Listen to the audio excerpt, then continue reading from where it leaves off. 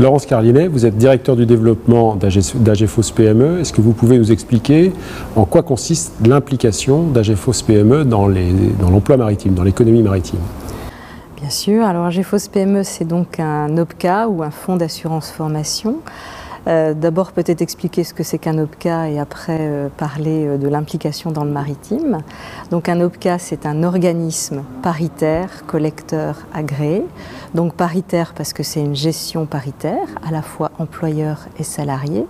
Collecteur parce qu'on collecte les fonds de la formation professionnelle. C'est une obligation pour toute entreprise à partir du moment où il y a un salarié. Et agréé parce qu'on est agréé par l'État. Parce que tout salarié a droit à la formation continue. Absolument, c'est un droit, c'est inscrit dans le Code du travail, bien entendu, tout salarié a droit à de la formation. Alors qu'est-ce que vous financez avec les fonds collectés? Alors on finance de la formation professionnelle sur deux types. Ce qu'on appelle le financement de la formation de l'alternance, ce sont l'insertion principalement des jeunes en contrat de professionnalisation, mais ça peut être aussi des DIF, donc du droit individuel à la formation. Et puis de l'autre côté, ce que les entreprises appellent classiquement le plan de formation, c'est donc un salarié qui part en formation professionnelle sur généralement des durées plus courtes que pour les fonds sur l'alternance avec les contrats de professionnalisation ou les DIF. Combien d'entreprises, combien de salariés sont concernés par l'action d'AGFOS PME dans la filière mer?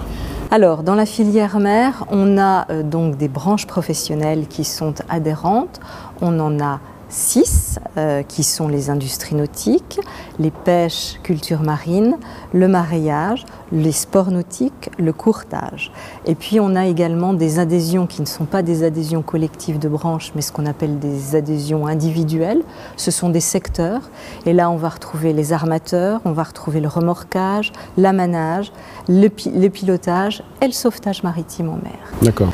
Donc ces adhésions, ces clients, représentent 17 000 entreprises, pratiquement 65 000 salariés, dont 8 000 dirigeants non salariés, donc par exemple les patrons de pêche, et pratiquement 7 000 actions de formation par an, c'est-à-dire qu'il y a, grâce aux fonds collectés par AGFOS PME, 7 000 personnes qui partent en formation chaque année.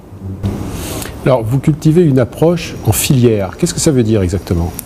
Alors filière, c'est souvent un mot valise, mais pour AGFOS PME, c'est quelque chose de bien précis.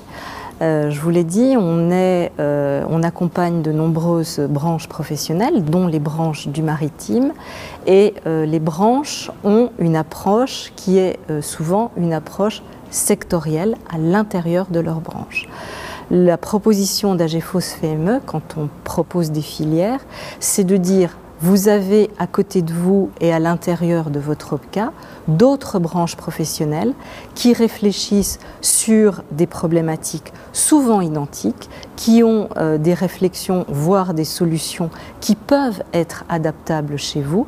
Donc on propose un espace de rencontre, de réflexion pour travailler, si les branches le souhaitent, sur des projets communs en formation, mais également pour l'emploi. Concrètement, expliquez-nous entre deux branches professionnelles le genre d'actions qui peuvent être menées. Entre deux branches professionnelles, il peut d'abord y avoir de l'observation, c'est-à-dire que moi je suis dans un secteur, l'autre branche est dans un autre secteur. Est-ce que nos deux secteurs ont des points communs? Ça, c'est la première chose. Ensuite, sur les métiers qui existent dans chaque branche professionnelle, on peut trouver ce qu'on appelle des passerelles pour passer d'une branche professionnelle à une autre. Il peut arriver qu'il y ait des branches professionnelles qui soient plutôt en phase de recrutement avec de nouveaux métiers, ce qui est le cas d'un certain nombre de secteurs dans, par exemple, les énergies marines renouvelables. On va trouver des nouveaux métiers qui n'existent pas et il faut parfois avoir des compétences tout de suite. Et puis on va avoir de l'autre côté des branches qui peut-être sont en repli pour un moment avant d'être dans une autre phase d'expansion. Et donc on va dire, on peut utiliser les salariés de cette branche pour les amener à d'autres métiers dans une branche ou dans des métiers en expansion grâce à de la formation professionnelle et donc adapter le parcours de formation pour que les personnes passent d'un métier à un autre le plus rapidement et avec le plus de sécurisation possible. Très bien. Alors vous allez présenter aux 9e Assises de l'économie maritime à Montpellier 7 les 3 et 4 décembre prochains votre 3e édition du baromètre emploi-formation maritime. Alors, qu'est-ce qu'on... Sans déflorer encore le sujet, d'ailleurs toutes les statistiques ne sont pas encore compilées à l'heure où nous parlons, qu'est-ce qu'on va y trouver? Alors, c'est un baromètre emploi-formation, ça n'existait pas sur le secteur, il y avait d'autres baromètres plus économiques. Là, c'est véritablement zoomé sur l'emploi et la formation. Quels sont les salariés, quels sont les types de contrats, quels sont les grands métiers qu'il y a dans l'économie maritime. Et donc, on prend par branche professionnelle et donc par convention collective constituée, un agrégat de chiffres qui prend à la fois les emplois embarqués, mais également les emplois à terre. Donc c'est véritablement un panorama complet sur l'emploi et sur la formation du secteur maritime.